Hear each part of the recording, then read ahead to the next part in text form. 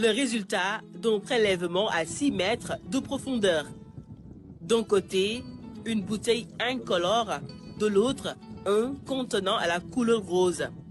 2 échantillons tirés du lac rose. Ces 2 bouteilles ont été prélevées ici, sur le même point. La bouteille où on a la couleur transparente, elle a été puisée en surface. Et la bouteille où on a la couleur rose, elle a été puisée en profondeur. Donc, parce que tout simplement, les 2 eaux ne se mélangent pas. Elles se superposent, on appelle ça la stratification. Une bonne nouvelle donc pour les inconditionnels du lac Redba. Les eaux de pluie ne se sont pas mélangées à celles du lac. Mais comment expliquer un tel phénomène? Dans un lac, la stratification peut être expliquée par plusieurs facteurs. En général, c'est thermique, la température.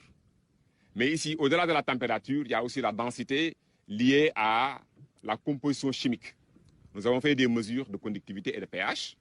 La conductivité dans le fond est 2 fois supérieure à la conductivité en surface. Et dans le fond, on a de l'acidité, donc un pH entre 6 et 6,5. Et en surface, on a un pH environ de 8, donc un pH alcalin. Donc cette différence de température, cette différence de salinité, mais également cette différence d'acidité montre qu'on a un gradient.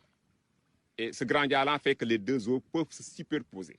Ce qui explique 2 zones distinctes dans le lac, le mixolymion et le monomolymion.